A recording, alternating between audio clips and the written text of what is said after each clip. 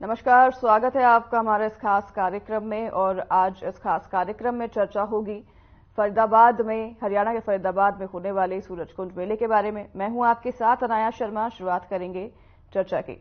फरीदाबाद में कल से 37वें सूरजकुंड मेले का आगाज हो गया है और आपकी जानकारी के लिए बता दें कि यह मेला 18 फरवरी तक चलेगा। इस मेले का उद्घाटन जो है स्वयं राष्ट्रपति द्रौपदी मुर्मू ने फीता काटकर किया।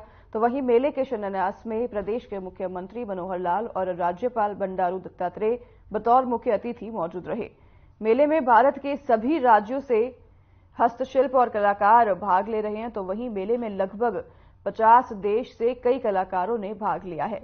मेले में संयुक्त गणराज्य तंजानिया की पार्टनर कंट्री के रूप में भागीदारी है और मेले का थीम गुजरात राज्य पर इस बार आधारित है। मेले में विभिन्न कला रूपों और हस्तशिल्प के माध्यम से अलग अलग प्रदेश अपनी अनूठी संस्कृति और समृद्ध विरासत का प्रदर्शन करेंगे। तो वहीं मेला परिसर में प्रतिदिन परिक्रमा जैसे बैंड्स की शानदार प्रस्तुतियां, पद्मश्री उस्ताद अहमद हुसैन और उस्ताद मोहम्मद हुसैन की भावपूर्ण सूफी प्रस्तुति, गीता राबड़ी की शास्त्रीय गुजराती लोक प्रस्तुति, north eastern bands international fusion, Kailash Kher की मुग्ध कर देने वाली प्रस्तुति भी होगी। वीआईपी गेट के पास हरियाणा और गुजरात की पारंपरिक जीवन शैली को दर्शाते हुए अपना घर भी बनाया गया है।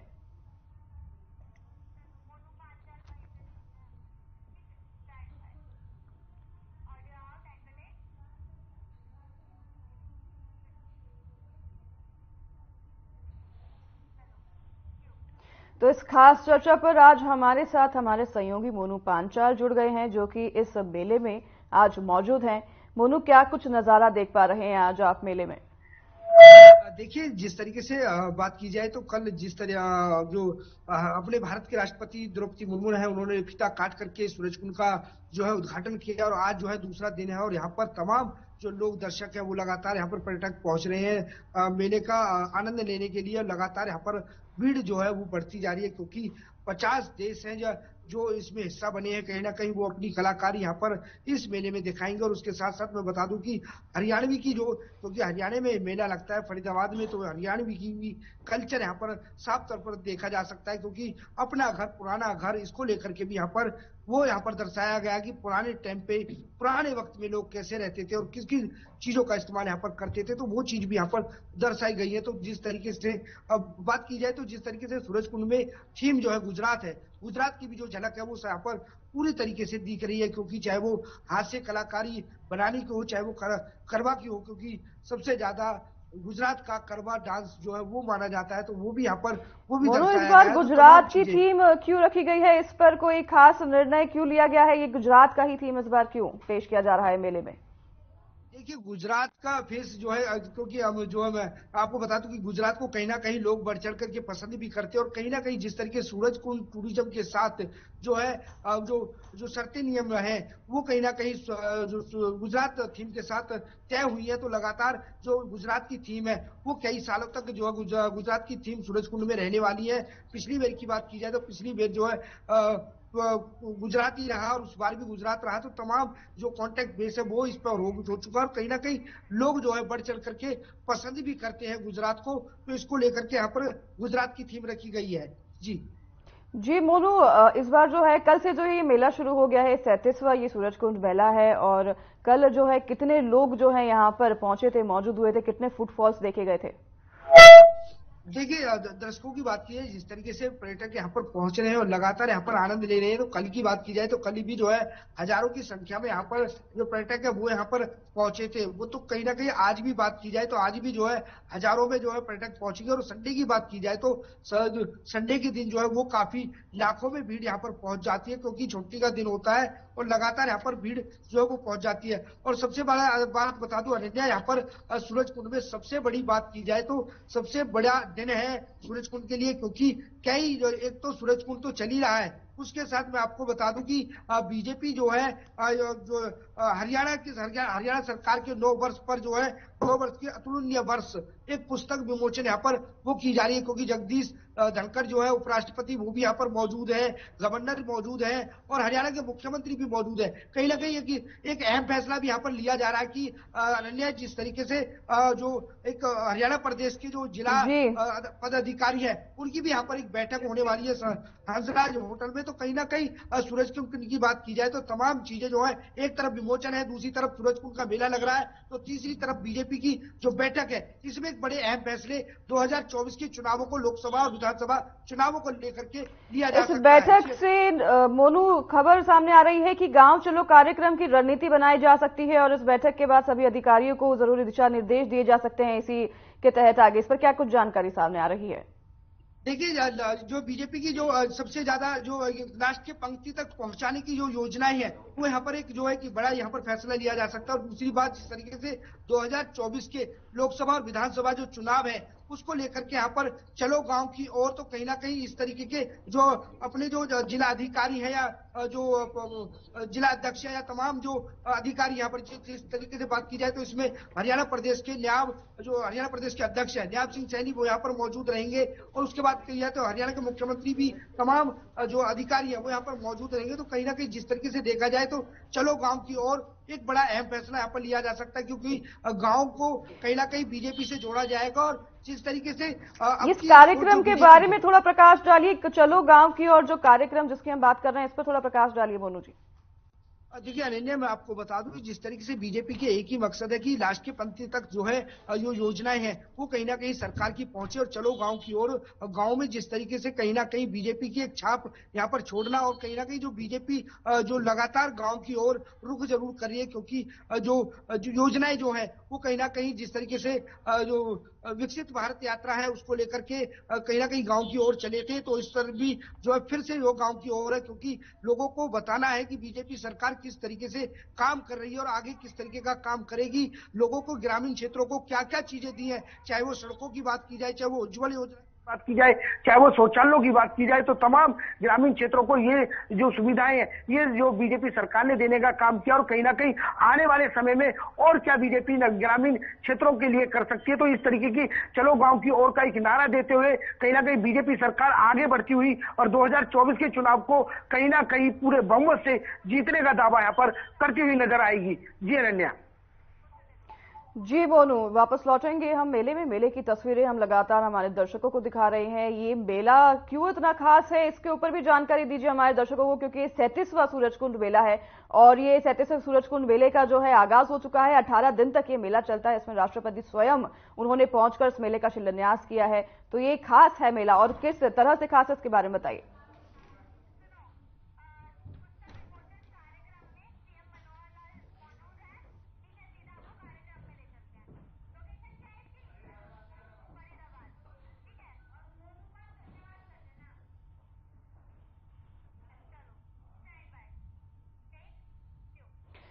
फिलहाल मोनू, आपका बहुत धन्यवाद हमारे साथ जानकारी देने के लिए। इसी बीच हम आपको लिए चलते हैं फरीदाबाद, जहां पर पुस्तक विमोचन कार्यक्रम में मुख्यमंत्री मनोहर लाल मौजूद है और क्या कुछ कह रहे हैं आपको भी सुनाते हैं।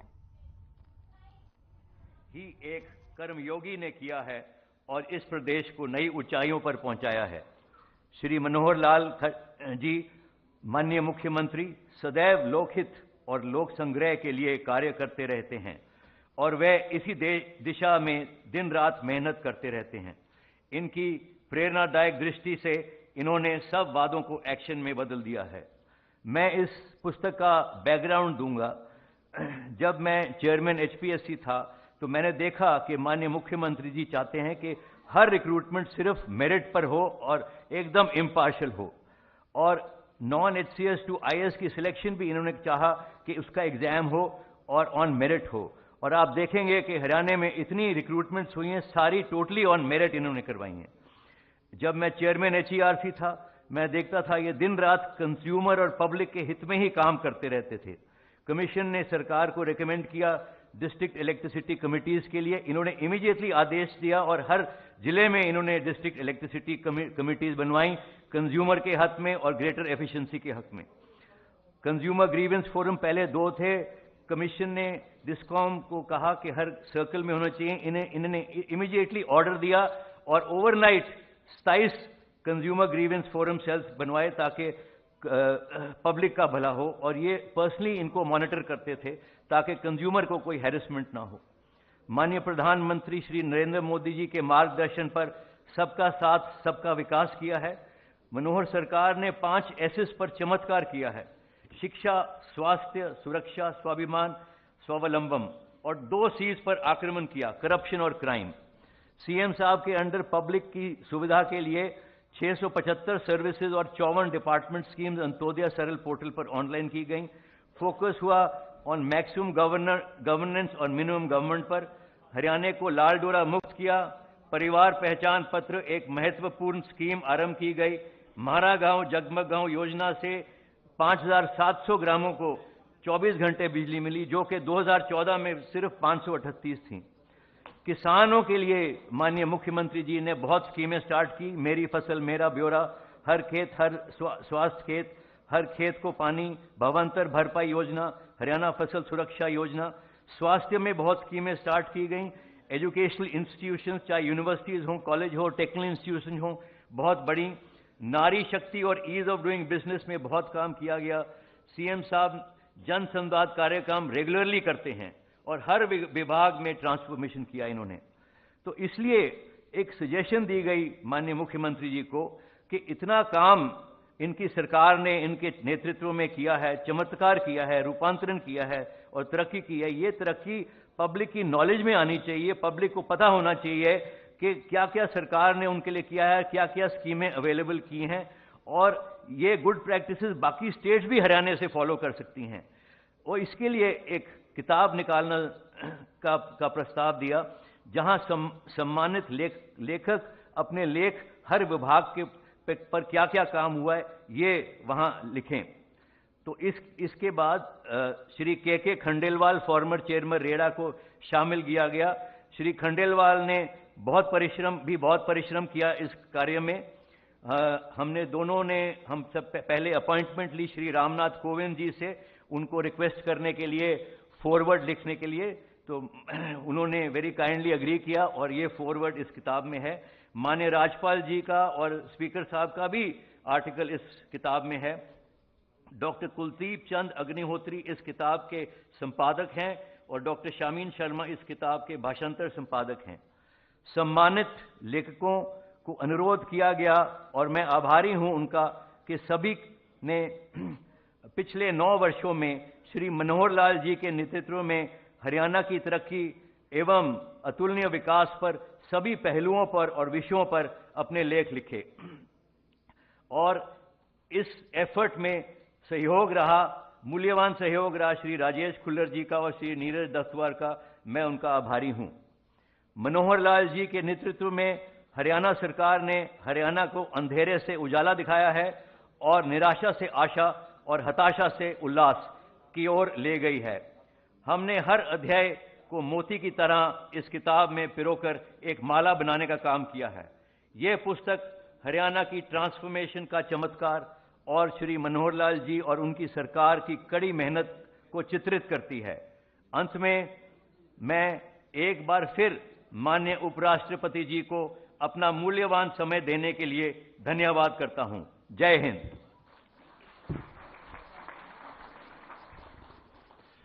बहुत बहुत आभार माननीय श्री R.K. पचनंदा जी का। माननीय हरियाणा विधानसभा अध्यक्ष ज्ञानचंद गुप्ता जी का शुभागमन हो चुका है, उनका भी इस अवसर पर बहुत बहुत स्वागत, बहुत बहुत अभिनंदन है।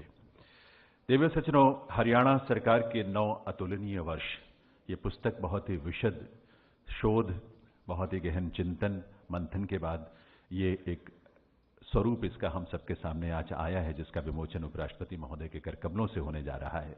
प्रख्यात शिक्षाविद और साहित्यकार और वर्तमान में हरियाणा साहित्य एवं संस्कृति अकादमी के उपाध्यक्ष प्रोफेसर कुलदीप चंद अग्निहोत्री जी ने इस महत्वपूर्ण पुस्तक का संपादन किया है। मैं निवेदन करूंगा प्रोफेसर अग्निहोत्री से कि वे इस पुस्तक का परिचय आप सबके समक्ष रखें। माननीय उपराष्ट्रपति श्री धनखड़ जी, माननीय राज्यपाल श्री बंडारू दत्तात्रेय जी, माननीय मुख्यमंत्री श्री मनोहर लाल जी, विधानसभा के अध्यक्ष श्री ज्ञानचंद जी, खुल्लर साहब, पंचनंदा जी और मित्रों, पुस्तक के बारे में मैं समझता हूँ काफ़ी विस्तार से पंचनंदा जी ने बता ही दिया है और अभी उसका विमोचन होगा तो पुस्तक आपके सामने आ जाएगी। मुझे लगता है कि पुस्तक का मूल्यांकन करने का अधिकार पाठक का ही होता है। जिसके हाथों में पुस्तक जानी है उसका विमोचन होगा तो पुस्तक के बारे में आप सभी की राय महत्वपूर्ण होगी। मुझे केवल इसके बारे में एक दो टिप्पणियां करनी हैं। पुस्तक लिखते वक्त लिखी तो अन्य विद्वानों ने है, उसका संपादन करते वक्त देखिए, भारतीय मानस की चर्चा करते हुए आचार्य धर्मपाल जी ने, जिन्होंने हिंदुस्तान के समाज का बड़ी गहराई से अध्ययन किया है, उन्होंने लिखा हुआ कि हिंदुस्तान की दो समस्याएं हैं। हिंदुस्तान पर अंग्रेजों ने कब्जा कर लिया, शरीर से हमें पराजित कर लिया, ये केवल एक पक्ष है, इससे कुछ बनता बिगड़ता नहीं है। एक बार आदमी हारता है, दूसरी बार जीत भी सकता है। लेकिन उनके सामने दूसरी समस्या थी कि हिंदुस्तान के लोगों का मन जो है उसको तोड़ा जाए। यदि मन से हार जाएगा फिर आगे उठने की संभावना नहीं रहेगी।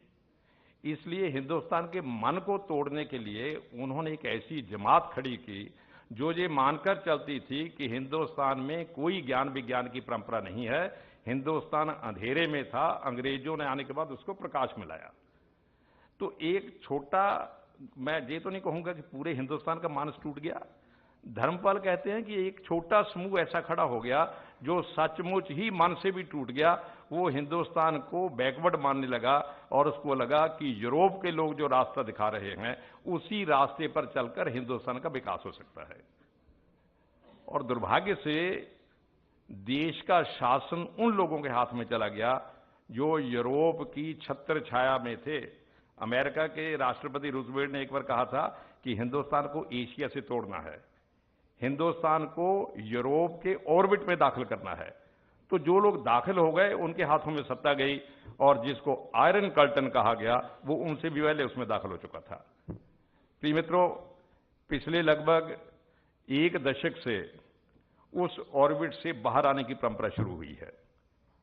हिंदुस्तान का बहुत बड़ा वर्ग जिसका चित्त और मानस हिंदुस्तान की भूमि से ही जुड़ा हुआ था, उसके हाथों में सत्ता आई। तो मैं समझता हूं जिस परिवर्तन की बात अभी पंचनंदा जी कर रहे थे, मनोहर लाल जी की चर्चा करते हुए, हरियाणा में पहली बार शायद ऐसी सरकार बनी है जिसका चित्त भी भारतीय है, शरीर भी भारतीय है। प्रिय मित्रों, देखिए, विकास पहले भी होते रहे होंगे, मैं ये नहीं कहता कि विकास अभी हुआ, विकास पहले भी हुआ होगा। लेकिन कई बार होता है कि आदमी को बहुत अच्छा खाने को दो, बहुत अच्छा पहनने को दो, वो कहता भाई सब खाने को तो अच्छा मिल रहा है लेकिन चित्त बुझा बुझा सा है। यानी शरीर का विकास कई बार होता रहता है, चित्त बुझा बुझा सा है। हिंदुस्तान में पिछले 75 सालों से चित्त बुझा बुझा सा था। अब मुझे पता चला हरियाणा में सरस्वती दोबारा प्रवाहित हो रही है, मनोहर लाल जी उसकी कोशिश कर रहे हैं। तो अब जो है, अब चित्त प्रफुल्लित हो रहा है।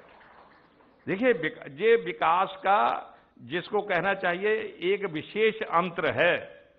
शरीर भी प्रफुल्ल होना चाहिए, चित्त भी प्रफुल्ल होना चाहिए। उसके लिए वो लोग आगे आने चाहिए जिनके लिए सत्ता साध्य नहीं है, केवल साधन है। दीनदयाल उपाध्याय बार बार कहा करते थे कि भाई हम सत्ता पर क्यों जाना चाहते हैं, कि भाई जो सत्ता पर जाना चाहते हैं लूट पड़ेगा। कहते हम इसलिए सत्ता पर जाना नहीं चाहते, सत्ता हमारे लिए सेवा का माध्यम है। कुछ लोगों के लिए सत्ता ही सब कुछ हो जाती है, लेकिन कुछ लोग सत्ता को साधन मानते हैं। मुझे लगता है मनोहर लाल जी के नेतृत्व में जो सरकार चली है वो सत्ता को सेवा मान रही है, साधन नहीं मान रही।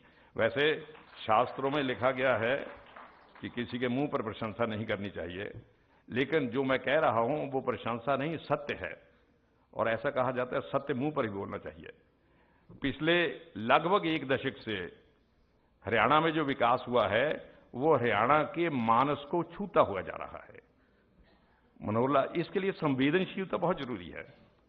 वो कहते हैं जाके पैर ना फटी बिबाई, वह कह जाने पीर पराई।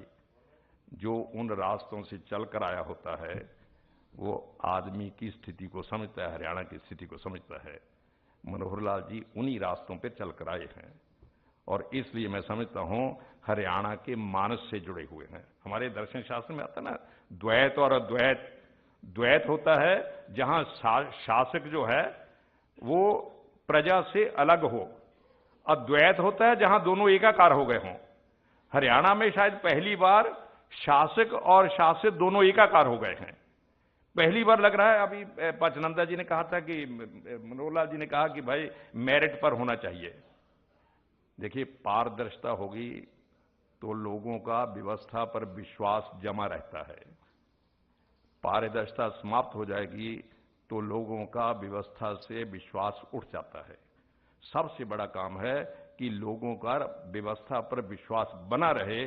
व्यवस्था पर विश्वास तभी बनता है यदि वह व्यवस्था इस मिट्टी में से पैदा हुई हो, यूरोप से आयातित ना की गई हो।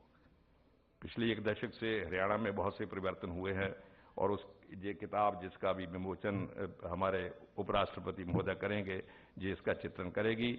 मुझे इसके संपादन का उत्तरदायित्व मिला है। बहुत लोगों ने इसमें मदद की है। बहुत का नाम पंचनंदा जी ने बता ही दिया है। डॉक्टर अमित अग्रवाल की इसमें बड़ी भूमिका रही है। उन्होंने बड़े आंकड़े हमें उपलब्ध करवाए। एक टीम लेखकों से मिलती रही, उनसे वाबस्ता हुए और गपशप की, उनसे सामग्री ली, इकट्ठी की। और डॉक्टर कुलदीप सैनी ने मेरी इसमें बड़ी सहायता की। मैं बराड़ साहब का भी धन्यवादी हूं और सब मित्रों का धन्यवादी हूं जिन्होंने इस अभियान को सफल बनाने में अपना योगदान दिया। मैं आपका एक बार फिर धन्यवाद करता हूं। धन्यवाद। बहुत बहुत आभार माननीय प्रोफेसर कुलदीप चंद अग्निहोत्री जी का। देवी सज्जनों, बीते 9 वर्षों में माननीय मुख्यमंत्री श्री मनोहर लाल जी के नेतृत्व में एक नए और जीवंत हरियाणा के उदय की ये एक ऐसी प्रेरक यात्रा रही है जिसमें प्रदेश का हर वर्ग उसकी सहभागिता रही, वे इसके साक्षी भी रहे और इसके हिस्सा भी रहे। हरियाणा कैडर के पूर्व IAS अधिकारी श्री राजेश खुल्लर हरियाणा में अनेक महत्वपूर्ण पदों पर उन्होंने अपनी सेवाएं दी। विश्व बैंक के एग्जीक्यूटिव डायरेक्टर भी आप रहे, जहां बोर्ड में आपने भारत, बांग्लादेश, श्रीलंका, नेपाल और भूटान का प्रतिनिधित्व किया। वर्तमान में आप माननीय मुख्यमंत्री जी के मुख्य प्रधान सचिव हैं। मैं निवेदन करूंगा श्री राजेश खुल्लर जी से कि वे इस पुस्तक और 9 वर्षों की बहुत ही सारगर्भित यात्रा को लेकर अपने विचार, अपने अनुभव हम सबके साथ साझा करें। श्री राजेश खुल्लर।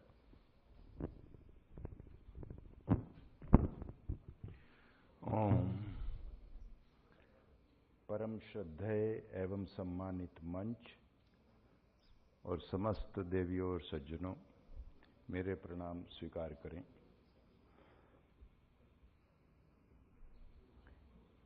किसी भी विषय को ठीक से समझने के लिए, उसे आलोकित करने के लिए हमारी भारतीय परंपरा में एक चिर नूतन विधि है, सहवीर्यम करवावहि। उसी का अनुसरण करते हुए मैं आपसे अपना संवाद 3 छोटे छोटे प्रश्नों से शुरू करना चाहूंगा। आपके उत्तर सांकेतिक होंगे। पहला, पिछले 10 वर्षों में यदि आपने कोई पुस्तक खरीद कर पढ़ी है तो कृपया अपना हाथ खड़ा करें। ईमानदारी से उत्तर देने के लिए धन्यवाद। दूसरा प्रश्न, मुझसे पूर्व के 2 वक्ताओं ने श्री मनोहर लाल जी के जिन गुणों की ओर इशारा किया या वर्णन किया, उससे आप सहमत हैं तो कृपया हाथ खड़ा करें। धन्यवाद। तीसरा, पिछले 9 वर्षों में हरियाणा की व्यवस्था में आपने अपने अनुभव से अगर कोई ऐसा अद्भुत परिवर्तन देखा है जिसकी आप सपने में भी कल्पना नहीं कर सकते थे, तो कृपया अंतिम बार हाथ खड़ा करें। This answer says it all. मुझे अब आगे बोलना ही नहीं चाहिए।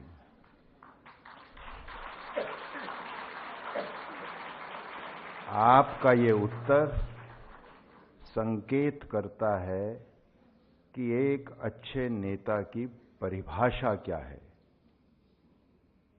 अभी आपने कहा, मैं शब्दों में बोल रहा हूं, आपने संकेत में बोला कि एक अच्छा नेता वो है जो दूसरों से वो करवा लेता है जिसकी वो सपने में कल्पना भी नहीं कर सकते कि हम कर सकते।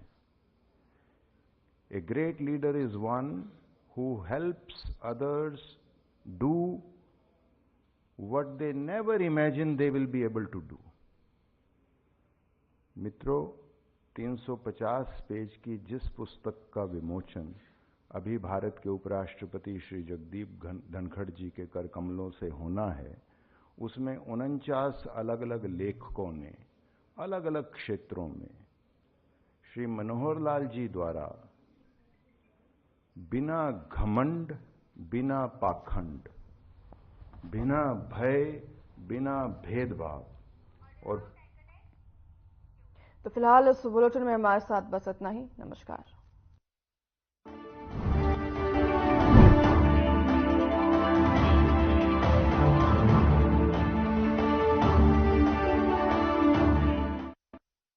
Hey, look!